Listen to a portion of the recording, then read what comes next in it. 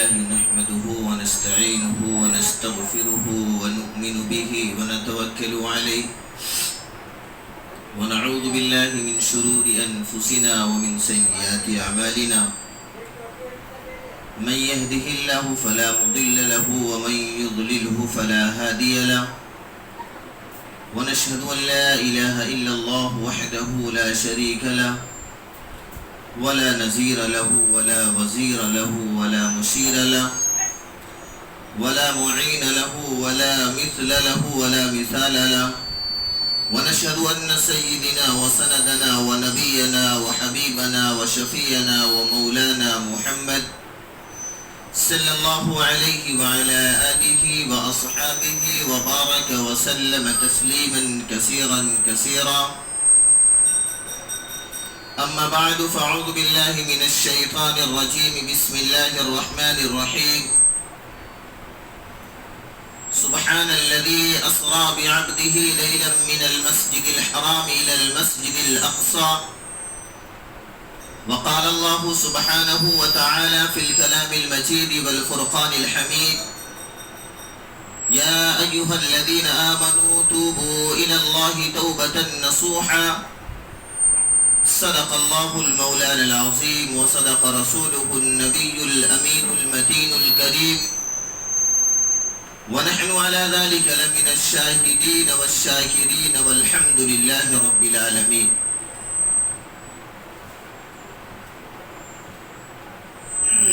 میرے محترم بزرگوں اور دوستوں،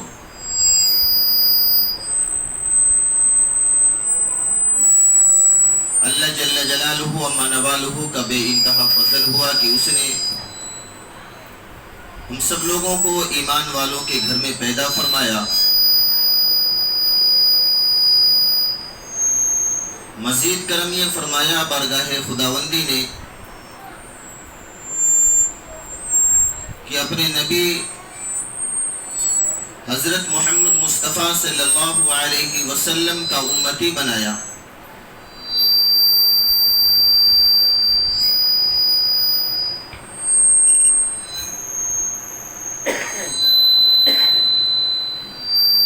میرے محترم بزرگوں اور دوستوں، ہم ایسے نبی کی امت ہیں کہ جس نبی کی امت بننے کے لیے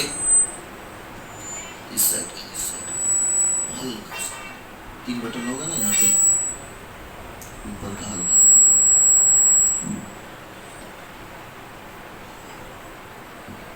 کہ اگر انگلی مبارک سے اشارہ کر دیں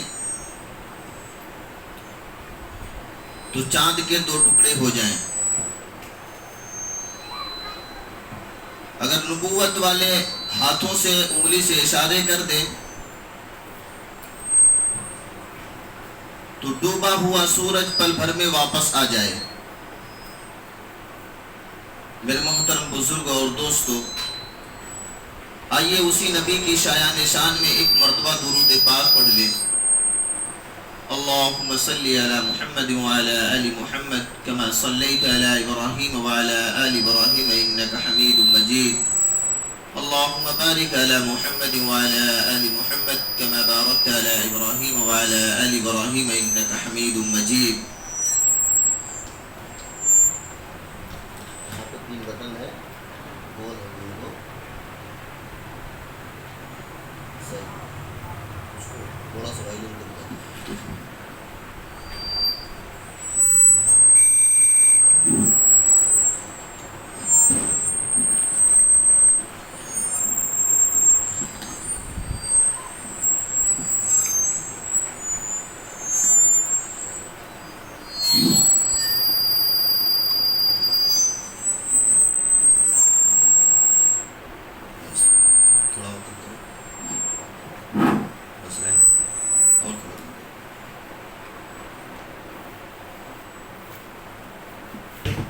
ایک مرتبہ درود پاک پڑھ لیں۔ اللہم صلی علی سیدنا مولانا محمد وعلی آل سیدنا مولانا محمد وبارک وسلم۔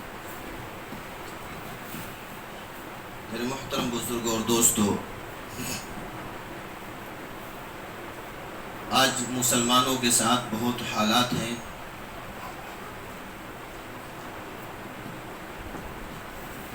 کئی دنوں سے سرخیوں میں چل رہا ہے کہ فلسطین کے اندر مسلمانوں کے اوپر ظلم و ستم، وہاں کے معصوم بچوں کو موت کے گھاٹ تک پہنچا دینا،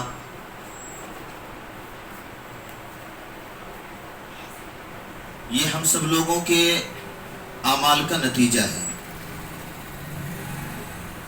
مسجد اقصی وہ مسجد ہے جس مسجد میں ہم سب کے آقا جناب محمد الرسول اللہ صلی اللہ علیہ وسلم نے کم و بیش 1,24,000 انبیاء علیہ السلام کی امامت کا صرف ملا۔ وہ ایسی مقدس جگہ ہے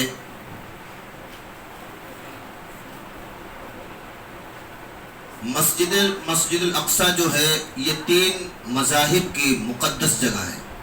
پہلی تو مسجد اقصی جو ہے وہ مسلمانوں کا بیت المقدس، یعنی پہلا قبلہ اول، اور دوسرا ہے عیسائیوں کا کہ یسوع کی ولادت یعنی پیدائش وہیں پر ہوئی، اور تیسرا یہودیوں کا، یہودیوں کے لیے بھی وہ مقدس جگہ ہے۔ ہیکل سلیمانی کے نام سے تعمیر وہاں پہ ہوا تھا، جس کے اندر ایک صندوق تھی، اس صندوق کو اسی کے اندر بند کیا گیا تھا۔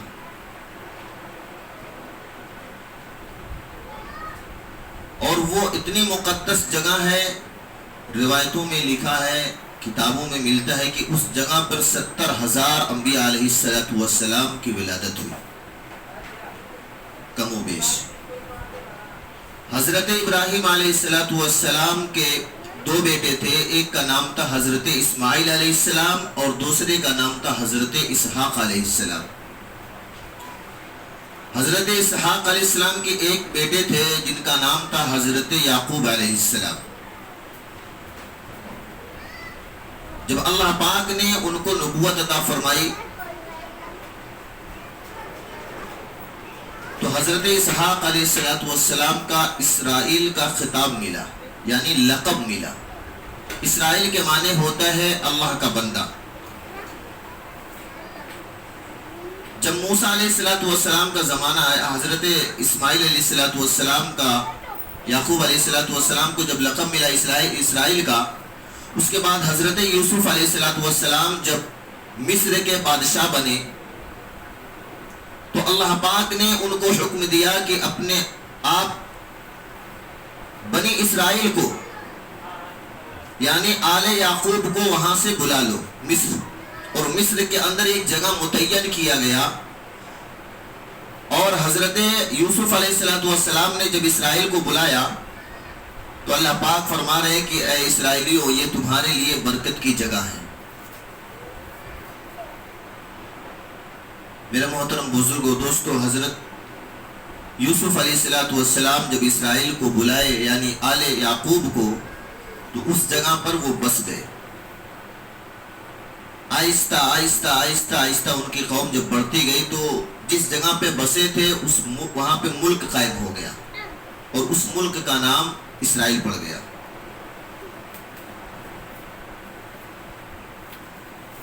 یہ تینوں مذاہب جو ہیں، ان تینوں مذاہب کے مقدس جگہ مانی جاتی ہے وہ مسجد الاقصی۔ لیکن جب ہم سب کے آقا جناب محمد الرسول اللہ صلی اللہ علیہ وسلم اس دنیا کے اندر تشریف لائے، نبوت ملی، نبوت کے 13 سال ایام میں اسی کی طرف یعنی مسجد اقصی کی طرف رک کر کے نماز پڑھی جاتی تھی۔ اس کو قبلہ اول کہتے ہیں۔ 13 سال کے بعد اللہ پاک نے قبلے کو چینج کیا، وہ بھی ہم سب کے آقا جناب محمد الرسول اللہ صلی اللہ علیہ وسلم نے دل کے اندر نماز کی حالت میں سوچ لیا تھا۔ اللہ نے فوراً کہہ دیا کہ اے میرے محبوب، اپنے چہرے کو آپ بدل لیں، قبلے کی طرف کر لیں۔ تو وہ مسلمانوں کا پہلا قبلہ ہے، اور قبلہ دوم اللہ کا مبارک گھر،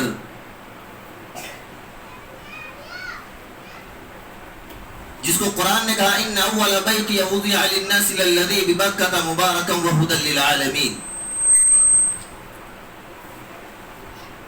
تو ہمارا رشتہ اس وقت تک فلسطین سے ہے جب تک قرآن کے اندر اللہ پاک نے اس آیت کو محفوظ رکھے گا۔ کون سی آیت؟ ہم سب کے آقا جناب محمد الرسول اللہ صلی اللہ علیہ وسلم نے کعبہ شریف سے مسجد اقصی تک اور پھر وہاں سے 7 آسمانوں کو، جنت الفردوس کو، 8 جنتوں کو، پھر سدرۃ المنتہا کو کراس کر کے اللہ کے پاس گئے، عرش تک پہنچے تھے۔ قرآن میں اللہ فرماتا ہے سبحان الذی اسری بعبدہ لیلا من المسجد الحرام الی المسجد الاقصی۔ تو ہمارا رشتہ اپنی جان سے بھی زیادہ عزیز ہے مسجد اقصی سے۔ یہ تو ہمارے اعمال کا نتیجہ ہے۔ آج ہمارے اندر حسد ہو گیا، ہم ایمان والے کہلاتے ہیں لیکن اصل میں ایمان والے نہیں ہیں۔ وہ صحابہ کرام کا ایمان ہوا کرتا تھا، وہ کہتے تھے کہ پہاڑ اپنی جگہ سے ٹل سکتے ہیں لیکن کسی صحابہ ادنا درجے کا صحابہ ہو، اس کا ایمان اپنی جگہ سے ٹس اور مس نہیں ہو سکتا، کیونکہ اللہ کے رسول صلی اللہ علیہ وسلم نے ان صحابہ کے اوپر ایسی محنت کی تھی۔ آج تو ہم چھپ چھپ کے گناہیں کرتے ہیں، ایک دوسرے کے لیے حسد رکھتے ہیں، ایک دوسرے کے لیے بغض ہمارے دلوں کے اندر بھرا ہوا ہے۔ میرے محترم بزرگوں دوستوں، مدینہ المنورہ کا واقعہ ہے کہ اللہ کے رسول صلی اللہ علیہ وسلم اپنے حجر مبارک کے اندر تشریف فرما ہے۔ ایک صحابی، انصاری صحابی، وہ آئے اور اللہ کے رسول صلی اللہ علیہ وسلم کے حجر مبارک کے سامنے بیٹھ کے بے زار و قطار رو رہے تھے۔ اس طرح سے رو رہے تھے، پتہ چل رہا تھا کہ ابھی اس کی روح پرواز کر جائے گی۔ اتنا رو رہے تھے کہ حدیث کی کتابوں میں لکھا کہ ان کی آنکھوں کے سامنے نالے کے جیسا بن گیا تھا، داڑھی مبارک سے آنسو کے قطرے ٹپک رہے تھے۔ حضرت عمر فاروق رضی اللہ تعالیٰ عنہ آ رہے تھے، دیکھے کہ یہ صحابی تو رو رہے ہیں، ان سے پوچھے بھائی آپ کیوں رو رہے ہو، آپ بھوکے ہو کیا، بھوک ستا رہی آپ کو؟ بولے نہیں، میں اس لیے رو رہا ہوں اذنبت کثیرا، میں نے بہت بڑا گناہ کر دیا ہے، میں نے بہت بڑا گناہ کر دیا ہے۔ آج ہم گناہ پہ گناہ کرتے، ہم کو احساس تک بھی نہیں ہوتا، ہم تو فخر محسوس کرتے ہیں کہ ہم گناہ یہ کیے ہیں، عزت والا سمجھتے ہیں، کسی کی بیٹیوں کی، کسی کی بہنوں کی عزت لوٹنا، اپنے آپ کو فخر محسوس کرتے۔ وہ صحابی رسول صلی اللہ علیہ وسلم اللہ کے رسول صلی اللہ علیہ وسلم کے حجر مبارک کے سامنے بیٹھ کر رو رہے، اتنا رو رہے کہ کھڑے ہونے کی طاقت نہیں۔ کھڑے ہو رہے تو پتہ چل رہا شراب کی جیسی نشہ ہے۔ حضرت عمر فاروق رضی اللہ تعالیٰ عنہ جب ان کا رونا دیکھتے ہیں تو وہ بھی زار و قطار رونے لگتے ہیں۔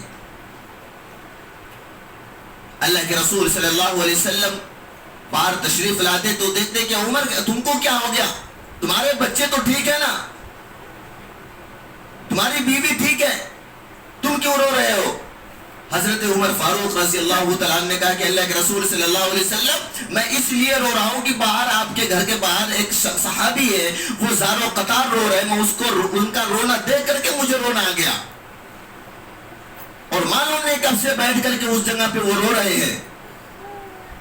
اللہ کے رسول صلی اللہ علیہ وسلم نے فرمایا ہے عمر ان کو اندر لے کر آؤ۔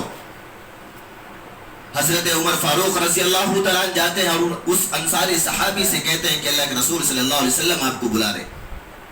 جب حجر مبارک کے اندر وہ صحابی رسول صلی اللہ علیہ وسلم پہنچتے ہیں اور اتنا روتے ہیں کہ اللہ کے رسول صلی اللہ علیہ وسلم ان کے سر مبارک کے اوپر اپنے شفقت کے ہاتھ کو رکھ کے پوچھتے بھائی کیا ہو گیا، آپ کو کون سی پریشانی ہے، بھوک ستائی ہوئی ہے یا کسی نے آپ کو ستایا ہوا ہے یا مارا پیٹا کسی نے ہے یا آپ کی بیوی بچے پریشان ہیں یا کسی کو بیماری میں کوئی ملوث ہے جس کی وجہ سے آپ اتنا رو رہے ہیں؟ اللہ کے رسول صحابی رسول صلی اللہ علیہ وسلم کہنے لگے اللہ کے رسول صلی اللہ علیہ وسلم ایسی کوئی بات نہیں ہے، اذنبت کثیرا، میں نے بہت بڑا گناہ کر لیا ہے۔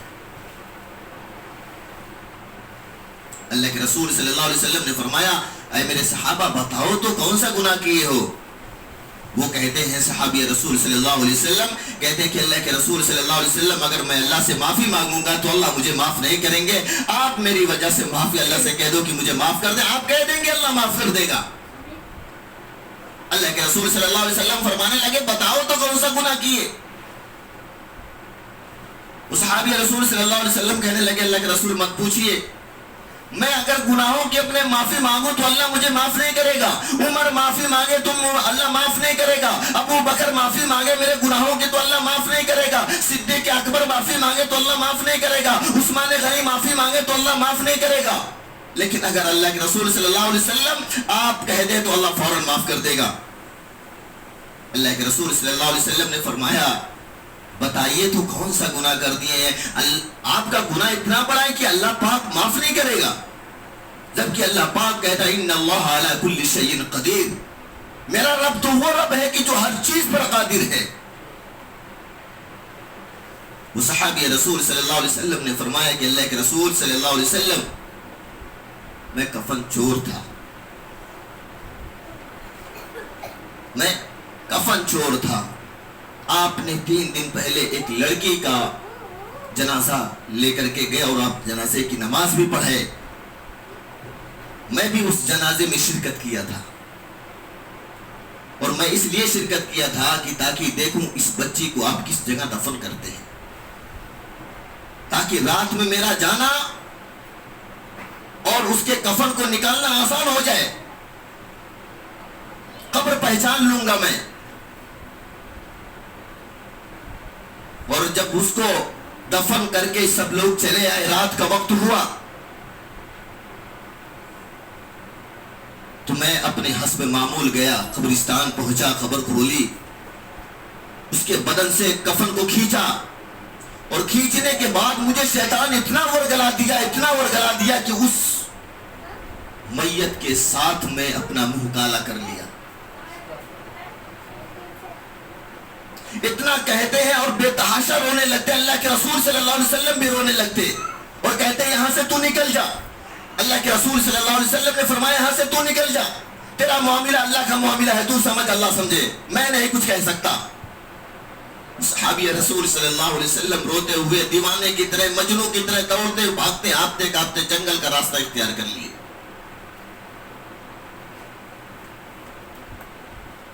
جنگل کی طرف چلے گئے، 1 دن گزرا، 2 دن گزرا، 3 دن گزر گیا، حضرت جبریل امین آتے ہیں وہ کہتے ہیں کہ اللہ کے رسول صلی اللہ علیہ وسلم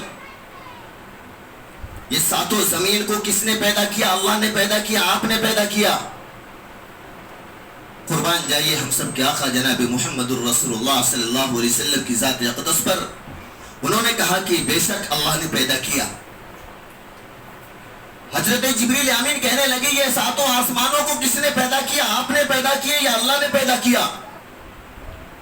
اللہ کے رسول صلی اللہ علیہ وسلم نے فرمایا کہ جبریل کیسا سوال کرتے ہو، بے شک یہ میرے رب نے پیدا کیا ہے۔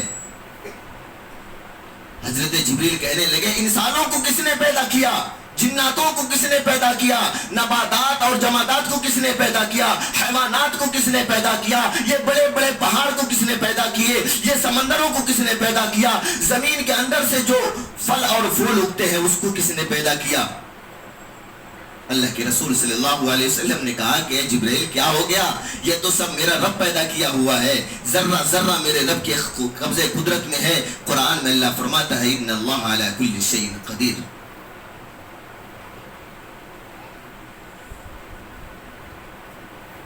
تو حضرت جبریل امین کہنے لگے کہ اللہ کے رسول صلی اللہ علیہ وسلم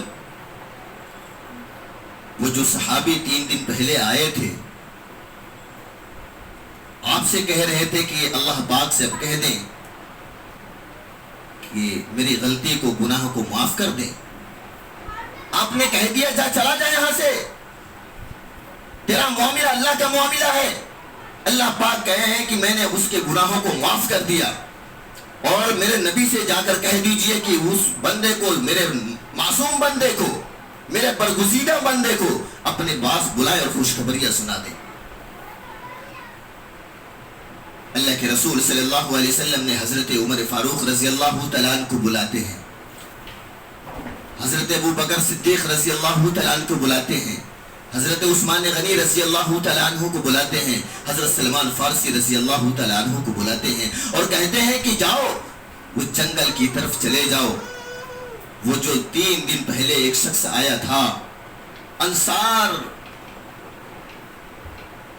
میرا صحابی تھا، انصاری تھا، وہ جنگل کی طرف یعنی بن کی طرف چلا گیا ہے، اس کو بلا کے لاؤ اور بول دو کہ اللہ کے رسول صلی اللہ علیہ وسلم آپ کو بلا رہے، اللہ تمہارے گناہوں کو معاف کر دیا ہے۔ حضرت عمر فاروق رضی اللہ تعالیٰ عنہ، حضرت ابو بکر اور حضرت سلمان فارسی، حضرت عثمان غنی رضی اللہ تعالیٰ عنہ کے ساتھ نکل پڑتے ہیں۔ جنگل کی طرف جاتے ہیں تو دیکھتے ہیں ان کی نظر پڑتی ہے پہاڑ کی چوٹی کے اوپر، وہ بندہ سجدے میں رو رو کے رب سے گڑگڑا گڑگڑا کے دعائیں کر رہا ہے کہ اللہ مجھے معاف کر دے، تیرے در کے سوا کوئی در نہیں ہے، تو اتنا بڑا قادر ہے، تو میرا خالق ہے، تو میرا مالک ہے، میں سچی توبہ کرتا ہوں۔ میرے محترم بزرگوں دوستو، حضرت عمر فاروق رضی اللہ تعالیٰ عنہ کی جب نظر پڑتی ہے اس شخص کے اوپر، بھاگتے ہوئے جاتے ہیں تو دیکھتے ہیں کہ وہ سجدے میں ہے، اس کے سر کے اوپر، پیٹ کے اوپر ہاتھ کو رکھتے ہیں تو گڑگڑانے کی گھڑگڑاہٹ کی آواز ہوتی ہے اور کہتے ہیں میرے بھائی سجدے سے اپنے سر کو اٹھاؤ اور اللہ نے تمہارے گناہوں کو معاف کر دیا ہے، اللہ کے رسول صلی اللہ علیہ وسلم آپ کو بلا رہے۔ وہ صحابی رسول صلی اللہ علیہ وسلم جب اپنے سر کو سجدے سے اٹھاتے ہیں اور کہتے ہیں عمر سچ تو کہہ رہا ہے، اللہ میرے گناہوں کو معاف کر دیا، اللہ مجھے معاف کر دیا، اللہ کے رسول صلی اللہ علیہ وسلم مجھے بلائے ہیں۔ انہوں نے کہا ہاں میں آگے آگے چلتا ہوں، میرے پیچھے پیچھے تم چلو۔ وہ صحابی رسول صلی اللہ علیہ وسلم اللہ کے رسول صلی اللہ علیہ وسلم کے پاس پہنچتے ہیں۔ اللہ کے رسول صلی اللہ علیہ وسلم نے فرمایا کہ اے میرے صحابہ خوش ہو جاؤ، اللہ نے تمہارے گناہوں کو معاف کر دیا۔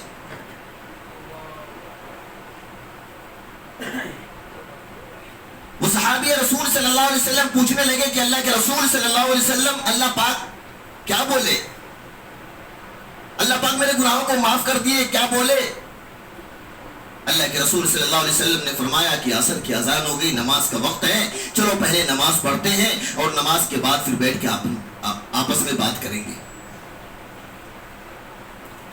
نماز کے لیے یہ بھی صحابی اٹھتے ہیں اور وضو فرماتے ہیں، مسجد کے اندر جاتے ہیں، اللہ کے رسول صلی اللہ علیہ وسلم امامت کر رہے ہیں۔ حدیث کی کتابوں میں لکھا ہے کہ پہلی رکعت مکمل ہوتی ہے، دوسری رکعت مکمل ہوتی ہے، تیسری رکعت کے لیے جب سجدے میں جاتے ہیں تو ان کی روح پرواز کر جاتی ہے۔ 4 رکعت جب مکمل ہوتی، سلام پھیرنے کے بعد وہ سجدے کی حالت میں پڑے ہوئے ہیں۔ کسی صحابی نے کہا اللہ کے رسول صلی اللہ علیہ وسلم ان کی روح پرواز ہو گئی۔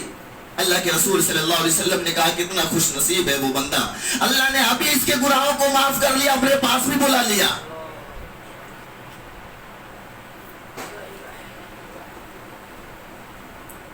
میرے محترم بزرگوں دوستو، اللہ کے رسول صلی اللہ علیہ وسلم نے فوراً نہلانا، کفنانا، یہ ساری چیزیں شروع کر دی۔ غسل دیا گیا، کفن پہنایا گیا، اس قبرستان لے کے گئے۔ اللہ کے رسول صلی اللہ علیہ وسلم نے نماز جنازہ پڑھائی۔ قبر کے اندر خود اللہ کے رسول صلی اللہ علیہ وسلم اترتے ہیں اور اس کو جب لے کر رکھتے ہیں، سارے صحابہ کی آنکھوں میں اشک بھرا ہوا تھا۔ اللہ کے رسول صلی اللہ علیہ وسلم کے داڑھی مبارک سے آنسو کے قطرے ٹپک رہے تھے جس وقت قبرستان کے اندر اس صحابی رسول صلی اللہ علیہ وسلم کو اتار رہے تھے۔ اچانک اللہ کے رسول صلی اللہ علیہ وسلم قبر سے باہر آتے ہیں اور چہرے پہ عجیب مسکراہٹ ہوتی ہے۔ صحابہ اکرام رضوان اللہ تعالی علیہم اجمعین کی بڑی جماعت تھی۔ کسی نے پوچھا اللہ کے رسول صلی اللہ علیہ وسلم ابھی آپ قبر کے اندر جب گئے تھے تو آپ کے آنکھوں سے آنسو ٹپک رہے تھے اور قبر سے ابھی فوراً اوپر آ گئے ہیں، آپ کے چہرے پہ عجیب اسمائل ہے، آپ کے چہرے پہ عجیب مسکراہٹ ہے۔ اللہ کے رسول صلی اللہ علیہ وسلم اس کی وجہ کیا ہے؟ اللہ کے رسول صلی اللہ علیہ وسلم نے فرمایا ہاں میں جب قبرستان کے اندر اترا تھا میرے آنکھوں سے اشک جاری تھا، میرے داڑھی سے اشک مبارک ٹپک رہے تھے، لیکن جب قبر کے اندر اترا تو فوراً فرشتوں کے اتنے بڑے ہجوم آ گئے اور مجھ سے کہنے لگے کہ اللہ کے رسول صلی اللہ علیہ وسلم آپ قبر سے فوراً نکل جاؤ، ہم کو اس کا دیدار کرنا ہے۔ اور آج اللہ پاک اس شخص کا اس عورت کے ساتھ، اس لڑکی کے ساتھ نکاح کرنے والا آسمانوں کے اوپر۔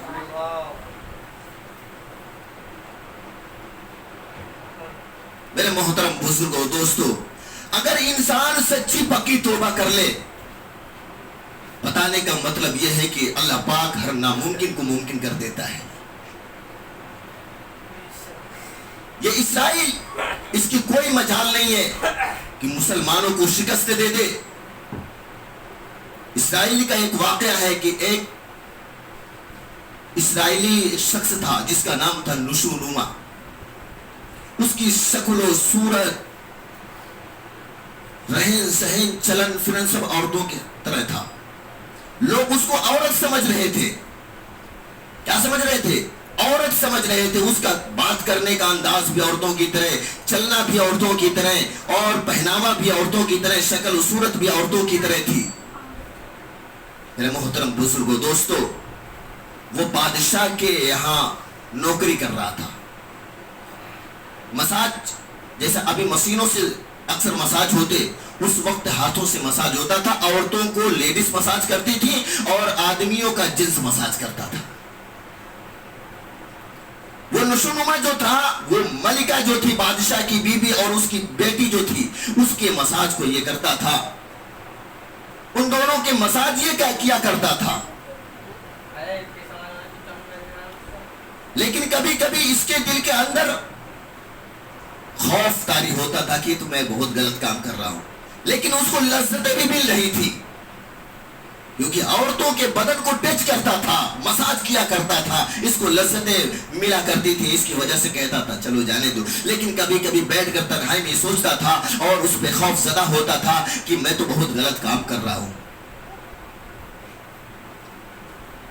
ایک دن کا واقعہ ہے کہ بادشاہ کی جو لڑکی تھی اس کا ہار غائب ہو گیا. محل کے اندر اعلان ہوا کہ بھائی سب کی جامہ تلاشی لی جائے. جامہ تلاشی مطلب کپڑے اتار کر تلاشی لی جائے. یہ نشونما جو تھا یہ گھبرا گیا کہ آج تو میرا پردہ فاش ہو جائے گا، آج میں بچنے والا نہیں.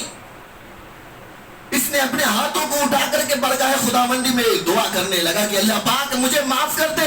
آج کے بعد میں یہ کام چھوڑ دیتا ہوں، آج کے بعد میں ادھر کا رخ نہیں کروں گا. اللہ مجھے معاف کر دے، میں نے بہت گناہ کیے. آج تو میری عزت رکھ لے، آج میرا پردہ فاش ہو جائے گا. اللہ تو چاہے تو کچھ بھی نہیں ہو سکتا، میں سچی توبہ کرتا ہوں. میرے محترم بزرگوں، دوستو، سب لوگوں کی جامع تلاشی لینا سب لوگ شروع کر دیے. آخر میں وقت آتا ہے نشونما کا. کسی نے کہا بھائی نشونما باقی ہے، ابھی اس کی بھی تلاشی لے لی جائے. اور یہ اللہ کے سامنے اپنی عاجزی کو، انکساری کو گڑ گڑا کے اللہ کے سامنے معافی مانگ رہا ہے کہ اللہ ادھر کا رخ کبھی نہیں کروں گا، مجھے معاف کر دے، تو ہر چیز پر قادر ہے. بارگاہ خداوندی میں دعا قبول ہوتی ہے. کسی نے کہا کہ نشونما باقی ہے، اس کی بھی تلاشی لے لی جائے. اندر سے آواز آتی ہے ہار مل گیا، نشونما کو چھوڑ دیا جائے، ہار مل گیا. اس نے کہا میرا رب میرے عیوب پر پردہ ڈال دیا.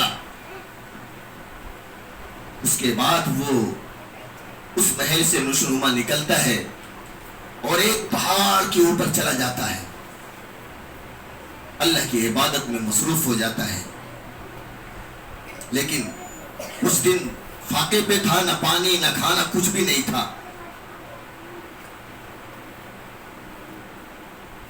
بادشاہ کی بیٹی جو تھی اس نے سندیش بھیجا کہ نشونما کو بلایا جائے مساج کرنے کے لیے. نشونما نے منع کر دیا کہ میرے ہاتھ میں درد ہے. 2 سے 3 دن گزرے، اللہ پاک نے ایک بھینس کو بھیجا. کھانے کا اللہ انتظام کر رہا ہے اس پہاڑ کے اوپر. بھینس کو بھیجا، نشونما کے پاس وہ بھینس آ کے رک گئی. وہ دیکھتے کہ ادھر چٹیا میدان ہے، یہاں پہ کیسے بھینس، کس کی بھینس آئی؟ چلو یہاں پہ اس کو باندھ دیتا ہوں اور میرے بھی کھانے پینے کا انتظام ہو گیا، کوئی شخص آئے گا تو اس کو واپس کر دیں گے. بہرحال یہ اللہ کی عبادت میں مصروف ہو گیا، سچی پکی توبہ کر لیا. کچھ دنوں کے بعد ادھر سے قافلہ گزر رہا تھا. دیکھے ایک کٹیا ہے، اس کٹیے کے اندر ایک آدمی. اس نے کہا بھائی صاحب کچھ پانی ہونی ہے پینے کے لیے. انہوں نے کہا پینے کے لیے پانی نہیں ہے لیکن میرے پاس دودھ ہے. سارے قافلے والوں کو انہوں نے دودھ پلایا. خوش ہو گئے وہ لوگ اور خوش ہو کر کے اس کو بہت مال و زر دیے کہ بھائی لے اپنی زندگی عیش و آرام سے بسر کر. اللہ کی مدد ان کو مل رہی ہے. اس کے بعد آہستہ آہستہ آبادیاں اس کے ارد گرد جمع ہونے لگی. کچھ دنوں کے بعد یہ بہت مشہور ہو جاتا کہ اللہ کا بہت بڑا ولی ہے, اللہ کا بہت بڑا ولی ہے. جب پہلے زمانے کے بادشاہ ہوا کرتے تھے اللہ کے ولیوں سے, علماء دین سے بڑی محبت کرتے تھے.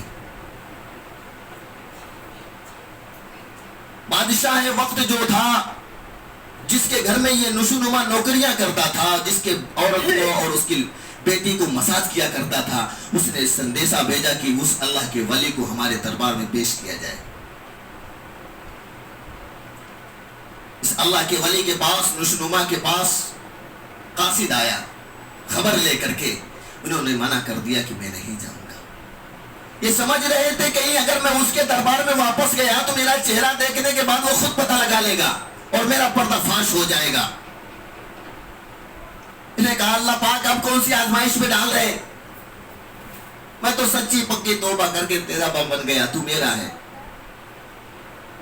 اسی کو اللہ کے رسول صلی اللہ علیہ وسلم نے فرمایا تھا یسمع لک,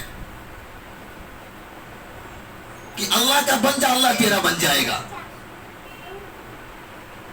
اللہ کے سامنے سجدہ کر لے, اللہ پوری دنیا کو تیرے قدموں میں لا کے ڈال دے گا. جب بادشاہ کو اس کے قاصد نے جا کے بتلایا کہ وہ اللہ کے ولی آنے سے منع کر رہے, لیکن بادشاہ اس وقت کے جو ہوا کرتے تھے اکثر ان کے اللہ کے ولیوں سے بڑی محبت ہوا کرتی تھی. انہوں نے کہا ٹھیک ہے, اگر اللہ کے ولی وہ نہیں آ رہے تو ہم چل کے ان کے پاس جا رہے, ہم خود جائیں گے ان سے ملاقات کرنے کے لیے. قافلہ تیار ہوا, بادشاہ کی سواری آئی اور بادشاہ بیٹھ کر کے جب اس جگہ تک پہنچنے والا ہوا, جب بادشاہ, اللہ پاک نے حضرت اسرائیل علیہ السلام کو فوراً بھیج دیا. اللہ پاک نے فرمایا جاؤ فوراً اس کی روح نکالو وہاں پہ, میرے بندے تک اس کو پہنچنے کی اجازت نہیں ہے, اس کی روح نکال لو. بادشاہ کی روح وہیں جگہ پہ نکال لی گئی. بادشاہ اس جگہ تک نہیں پہنچا.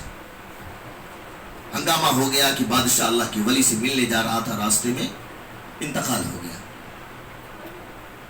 کچھ دنوں کے بعد پتہ چلتا ہے کہ بادشاہ یعنی شاہی تخت پر اب کون بیٹھے گا, شاہی تخت پر اب کون بیٹھے گا.